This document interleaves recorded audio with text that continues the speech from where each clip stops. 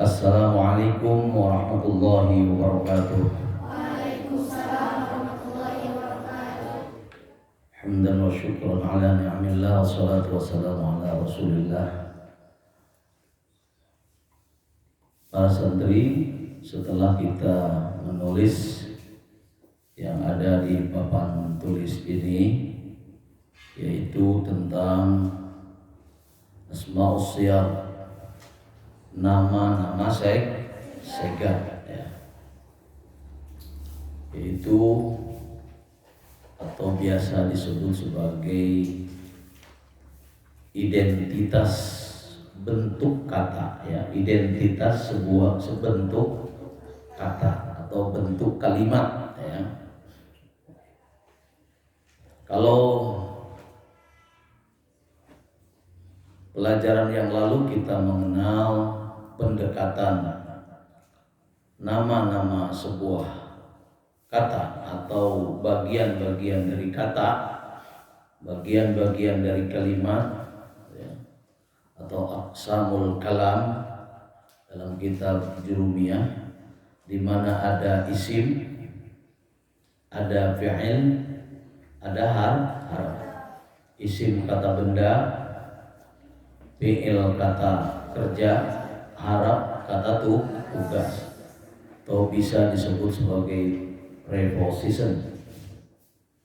Kemudian juga dari sisi pengertiannya, kita tahu isim itu adalah kalimatun dalat ala ma'nan fi nafsiha walam tuqtaron bi zamanin wada'a.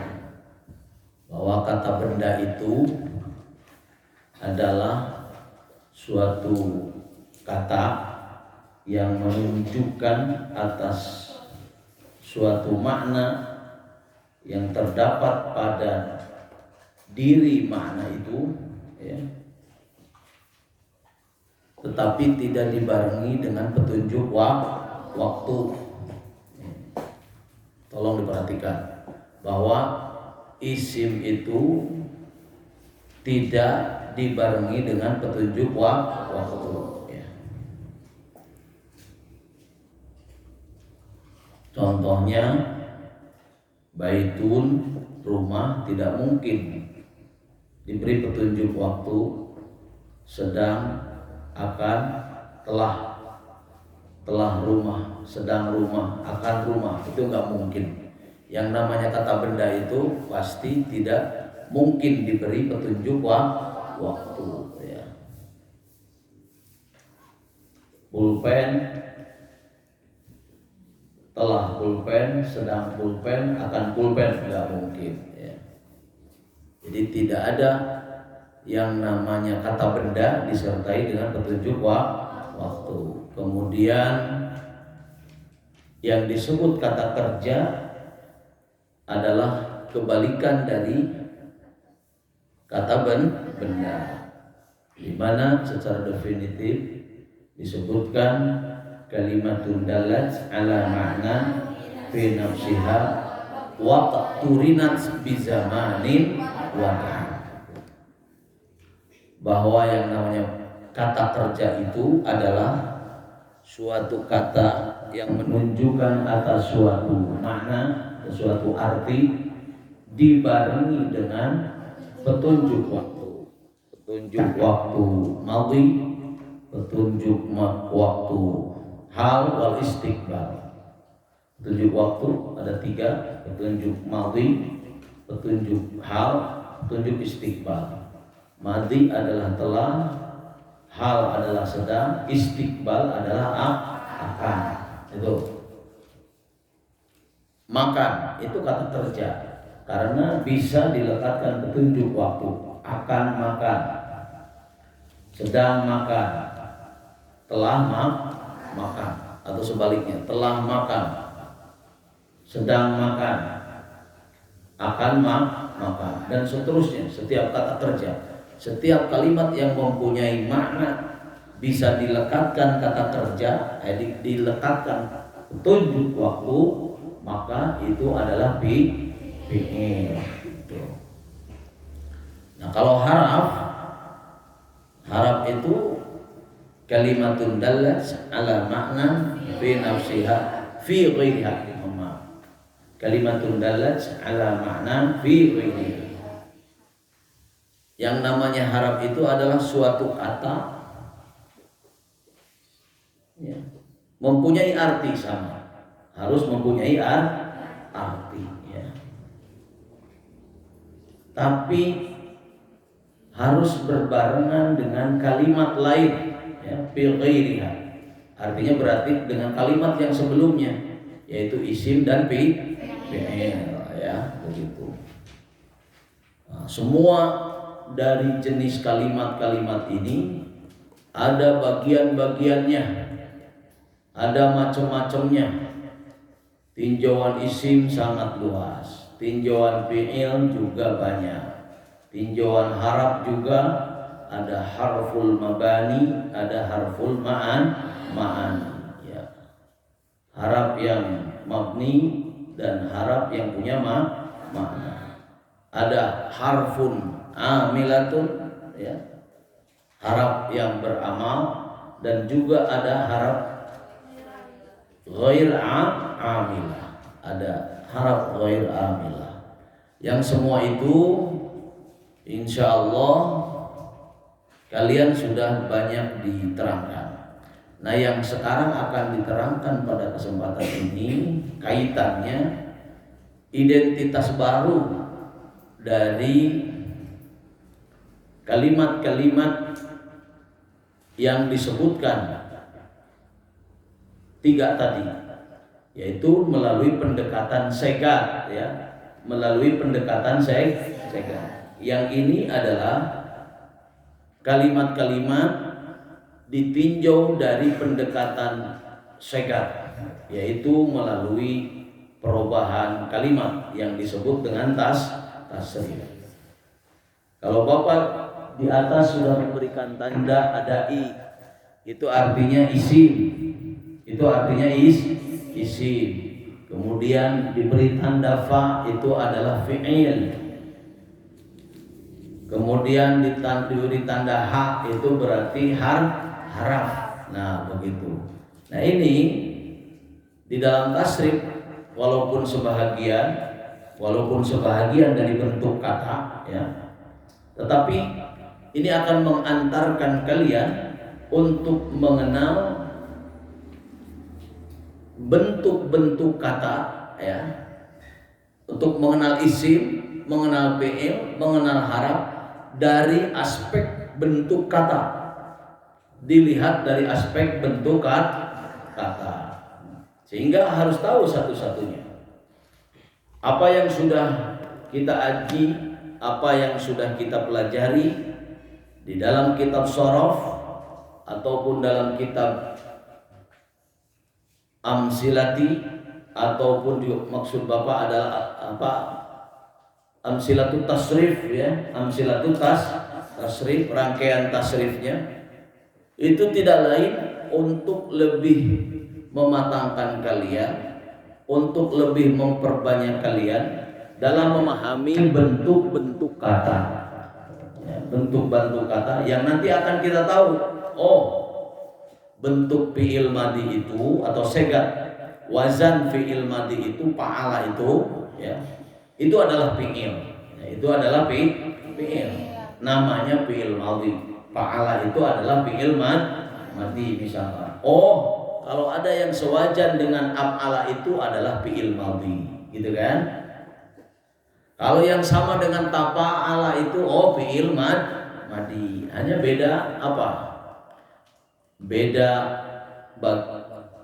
namanya. Fi'il madi sulasi mujarrad, fa'ala itu. Kalau af'ala mazid warna pertama, tafa'ala berarti mazid warna kedua. Istaf'ala oh fi'il madi warna ketiga dari sulasi mazid. Oh, fa'lala adalah fi'il madi dari rubai mujarrad. Itu begitu. Di dalam hal ini hanya diberikan contoh ya satu. Kamu nanti mengenal satu akan mengenal yang lainnya ya. Ini harus dijadikan pola. Ini harus dijadikan pola bagi bentuk-bentuk yang lain, baik dari sulasi mujarrad, rubai mujarrad, sulasi mazid 1 sampai dengan 3, rubai mazid 1 dengan 2. Itu harus dipahami. Sama kalau sudah fi'il madi berada di awal tasrifan, yang namanya semuanya fi'il madi. Misalkan dakhraja, yudakhriju, yang pertama itu ya fi'il madi. Dakhraja itu fi'il madi. Fa'wala, fa'wala itu fi'il madi. Yufa'wilu fi'il mudhari. Begitu terus namanya. Fa'wala yufa'wilu fa'walatan, itu adalah masdar. Nah, itu ya. Semuanya kita akan tahu apabila kita menghafal urutan secara runut, juga kita mengetahui bentuk-bentuknya secara penglihatan kita maupun secara tulisan kita. Menghafal tasrif tentu adalah membantu kita untuk refleks, ya, ketika kita melihat suatu bentuk kata di dalam tulisan yang gundul, misalkan contoh, ketika kita melihat kata manqusun, kita akan teringat ini adalah pola maf'ulun. Ini adalah pola maf'ulun. Ketika kita melihat pola kata ya'lamun, misalkan ya'lamun, maka kita akan teringat kepada tasrifan kita, ya'lamun, alima ya'lamun. Hanya kemudian ditasrif lagi, ya'lamu, ya'lamani, ya'lamuna, maka ketemu di situ. Berarti sama dengan apa? Fa'ala yaf'alu, yaf'alu, yaf'alani, yaf'aluna. Ya'lamuna itu mengikuti pola ya'lamu, yaf'aluna, mengikuti pola yaf'aluna. Nah, ini hendaknya oleh kalian semua betul-betul bisa merujukkan, mengembalikan apa yang dibaca dalam tulisan-tulisan gundul itu kepada tasrifan yang kalian sehari-hari sebelum mengaji menghafalnya, gitu kan? Nah, itu sengaja diulang supaya refleks. Tetapi tidak cukup hanya refleks saja, harus juga visualisasinya terlihat oleh kita secara visual. Kebayang, kalau segat isim maf'ul itu diantaranya maf'ulun. Kalau segat isim maf'ul itu maf'ulun yang mujarrad misalkan. Kalau segat isim fa'il itu fa'ilun. Kalau segat masdar itu bisa fa'lan. Segat masdar itu bisa fi'lan. Segat masdar itu bisa bu'lan, fi'lanan, dan lain-lain sebagai segat masdar. Itu dirujuk, ya, dimauzudkan, ya, ditimbang, harus ditimbang dengan wajan-wajan yang ada. Inilah timbangan-timbangan secara nama segat, secara nama morfologi, bentuk-bentuk kata yang bisa kalian rujuk. Nah, tentu semua bab-bab di dalam tasrifat namanya tidak lepas dari ini, ya. Kita pertama fa'ala fi'il mahdi, yaqulu fi'il mudhari, fa'lan masdar taukid, fahuwa fa haraf atop, huwa isim fa'ul fasih, fa juga huruf atop juga ada, ya. Fa'ul fasihah, huwa isim dhamir, fa'ilun isim fa'il, wadaka waw haraf atop, ismul isyarah, kaf haraf khitab, maf'ulun isim maf'ul, fi'il amar wa taf'ul,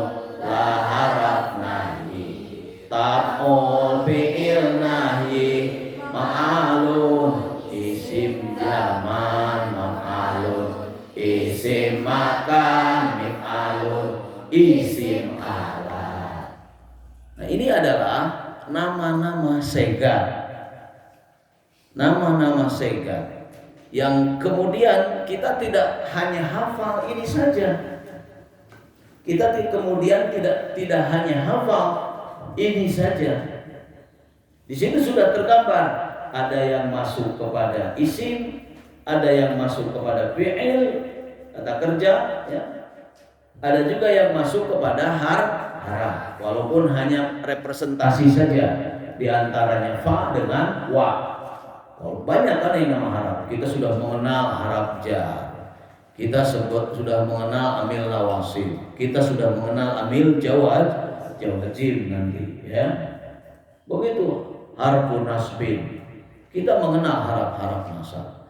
Mana harap yang hanya dari satu huruf, mana harap yang dibikin dari dua huruf, mana harap yang dibikin dari 3 huruf, mana harap yang dibikin dari 4 huruf, mana harap yang dibikin dari 5 huruf. Semuanya harus tahu. Harap semuanya mabni. Wa kullu harfin mustahiqun lil bina wal aslu fil mabni ayyusakana, dan semua haraf hukumnya mabni, sukun jadi tanda aslinya mabni. Itu sebagai dasar untuk kita, atau sebagai dalil, sebagai argumen untuk menyatakan bahwa harap semuanya mabni. Jadi kita harus tahu, tidak ada harap yang mu'rab. Tidak ada harap yang mu'rab. Harus mengikuti dari sonohnya. Kudu apal tidituna we harap mah kumaha cek dina kamusna, kumaha ka kupingna ti urang Arab. Oh, harap mah kitu we dibacana teh. Beda dengan wajan-wajan ini. Ya. Beda dengan wajan. Di mana wajan-wajan fi'il, wajan-wajan isim, ya itu harus ini beraturan. Walaupun juga ada yang tidak beraturan. Kalau yang tertasrif, lamun aya dina wajan tasrif itu namanya beraturan, ya, beraturan. Tapi kalau banyak sekali seperti masdar, itu banyak yang simainya ketimbang yang beraturannya. Yang namanya kata jadian atau masdar itu lebih banyak yang tidak ada di dalam tasrif atau yang tidak beraturannya, apalagi yang simai, ketimbang yang beraturan. Itu banyak sekali. Nanti kita akan lihat itu dari kamus. Ya. Sesuatu yang tidak bisa ditasrif, ya, terutama dari masdar, maka kita bisa juga menemukan di dalam kamus-kamus. Kalau tidak bisa terjangkau dengan kamus yang kecil, maka kita juga nanti bisa berkembang. Kalau sekarang kita misalkan hanya punya kamus apa itu namanya, bahasa Arab kita ini standar, ya, nanti bisa dikembangkan. Apakah kita akan membeli misalkan kamus Munawir kalau di Indonesia, ya. Kemudian juga ada lagi kamus modern yang disusun oleh masih pengarang dari Munawir itu, ya. Kemudian ada yang Al-Muhit, ya, kamus itu Munjid, kamus Munjid itu lebih besar lagi. Atau juga kita lebih jauh lagi at-ta'rifat misalkan, ya. Kemudian untuk mengenal lebih dalam lagi tentang satu makna. Seperti kemarin kita kan kalau di dalam kamus itu sulit untuk mencari makna-makna, ya.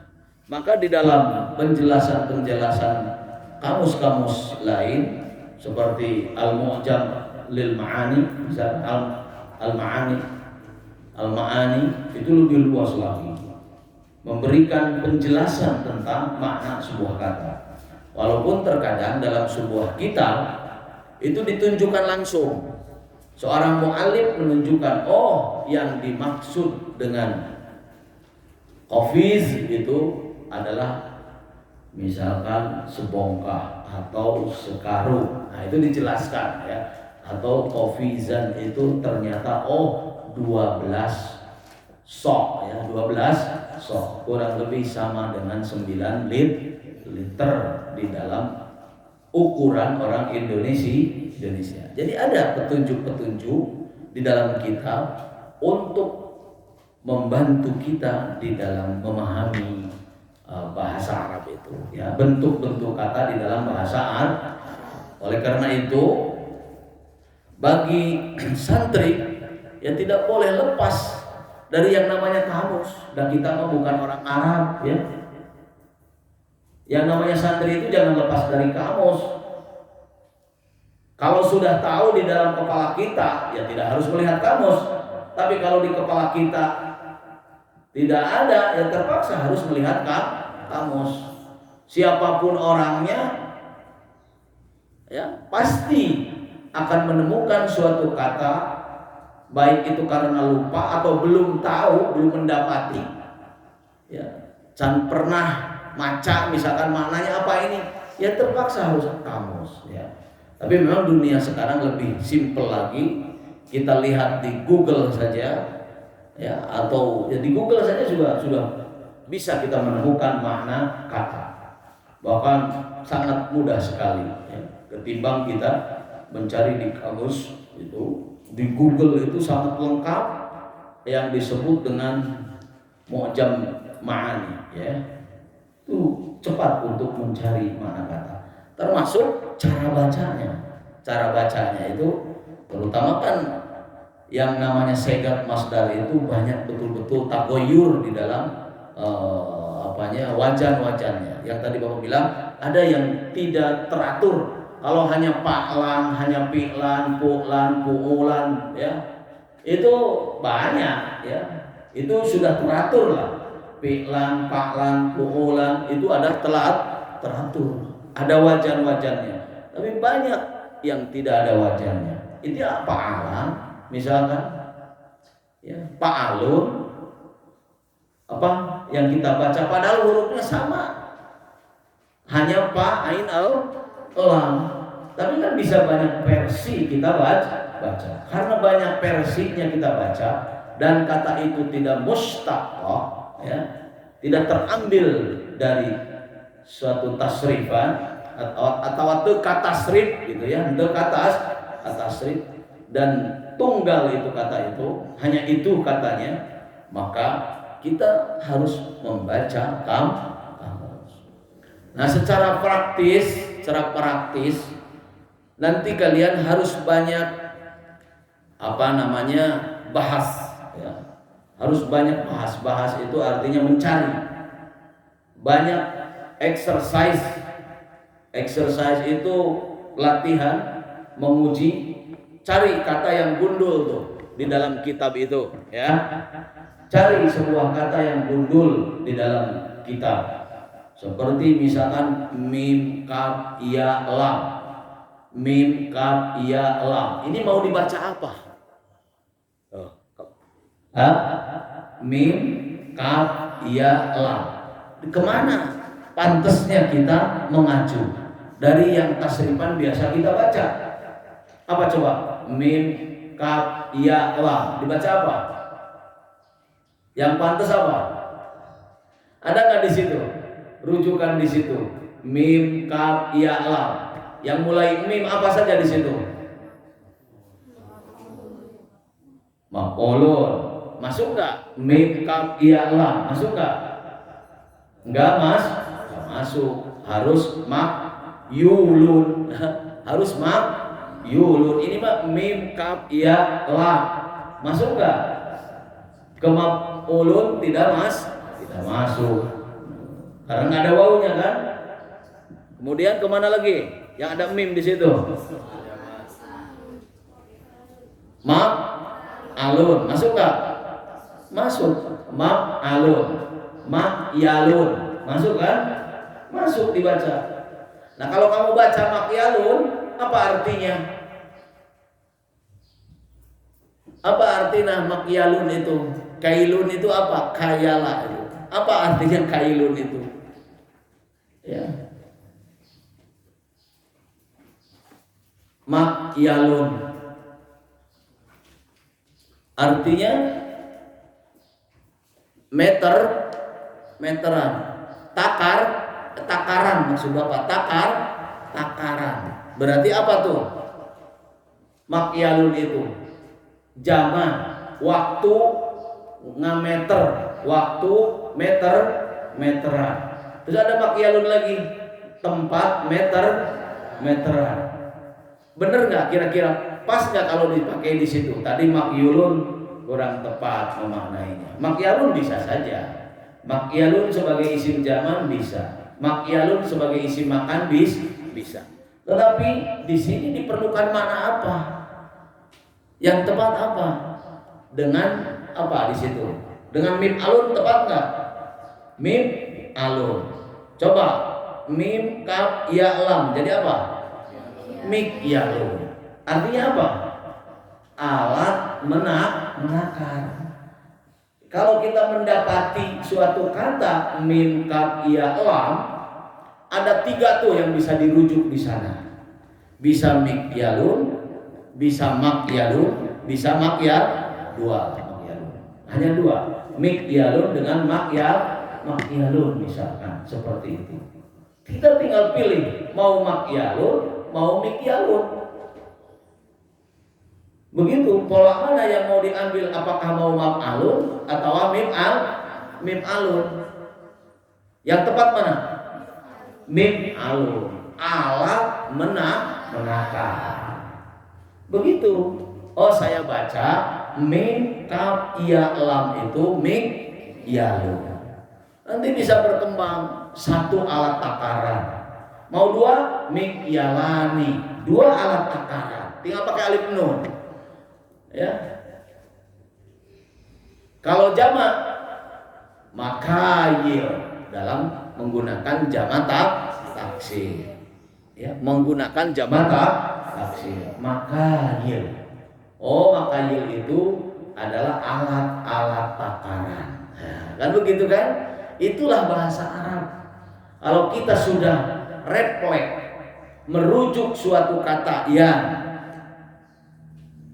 tidak ada harokatnya, tinggal mengukur dengan wazan-wazan yang kita kenal atau yang selama ini kita terus exercise, selalu drill, latihan, selalu dilatih. Kenapa harus setiap hari? Allah ya ulupa'lan pahu fa'ilun wada kamaf'ulun u'ulla taf'ul maf'alun mif'alun dan seterusnya sampai rubai mazid warna kedua. Apa yang kalian hafal tergambar dalam pikiran kalian, tergambar dalam tulisan kalian, kemudian juga tergambar. Oh, ini segat fi'il madhi. Oh, ini segat isim fa'il. Oh, ini segat isim maf'ul. Oh, ini segat fi'il amar dan seterusnya. Di samping kalian bisa memaknai dengan baik karena tahu faidah dari suatu kata, ya, makna-makna dari suatu kata, maka kalian juga tahu persis harokat-harokat apa saja yang layak ditempatkan pada kata-kata yang udul tadi. Ya. Sebab yang sulit itu, yang sering Bapak sampaikan, justru kita mengharokati kata sebelum akhir. Huruf sebelum akhir itu ya dijawab dengan pola kata, dengan kita ingin mengharokati huruf dalam suatu kalimat. Kalau di akhir itu mudah an, in, un. Kalau itu mu'rab. Kalau mabni tinggal nuruti aja kepada citakannya, kan begitu. Yang namanya mabni. Kalau mu'rab banyak, tinggal dibaca an, in, un. Bagaimana amilnya atau bagaimana posisinya. Berarti mawaqi'nya itu dalam jumlah, apakah sebagai subjek, apakah sebagai predikat atau sebagai objek. Karena subjek, predikat, objek itu menentukan juga i'rab. Ada yang marfu'atil asma, ada yang mansubatil asma, ada yang mahfudzatil asma. Itu adalah karena menduduki jabatan sebuah kata, ya. Karena menempati jabatan sebuah kata, atau juga karena ada preposition yang masuk, ya. Harap-harap yang kalau dimasuki harap jar ya jadi JR. Walaupun tadinya paklan, walaupun di dalam tasrifan paklan, tapi karena ada huruf jar, ya kita bacanya misalkan masuk min, ya jadi min fi'lin. Karena isim, ini isim, masdar ini isim. Dan ujungnya mu'rab. Kalau mu'rab berarti bisa berubah. Ya paklan itu karena jadi masdar saja. Ya. Jadi masdar taukid. Karena masdar taukid memang harus dibaca nasab. Salah kalau masdar taukid tidak dibaca nasab. Nah ini urusan ujung mudah. Bagaimana si kalimat itu memegang jabatan kata atau kedudukan kalimatnya sebagai apa? Apakah sebagai mubtada, apakah sebagai khobar, apakah sebagai fi'il, apakah sebagai fa'il, apakah sebagai maf'ul, apakah sebagai isim kana, apakah sebagai khobar kana, begitu? Ya, atau ini adalah isim tawabe, ya, atau ini adalah sebagai maf'ul ma'ah, maf'ul min ajli, maf'ul mutlaq, apakah sebagai hal, apakah sebagai tamyiz. Itu hal-hal itu mudah. Hal-hal itu mudah. Apalagi kalau sudah tergambar mana kelompok marfu'at di dalam struktur kalimat, mana kelompok mansubat di dalam suatu struktur kalimat, mana kelompok majrurat atau mahfuzat di dalam suatu kalimat. Itu sangat mudah. Tetapi mengharokati sebelum akhir itulah perlu kematangan di dalam ilmu sharaf. Ulangi, untuk mengharokati kata-kata atau kalimat-kalimat yang gundul itu sebelum akhir suatu huruf, ya, harus mengetahui ilmu sharaf. Selain daripada kita sering membaca, selain daripada kita sering membaca. Kalau kalian sekarang di sini belajar tahfidzul Quran, seyogianya tahfidzul Quran itu juga memberikan kekayaan kepada kalian untuk mudah membaca kalimat secara segar sebagai rujukan. Saya kira ini yang bisa disampaikan pada kesempatan ini.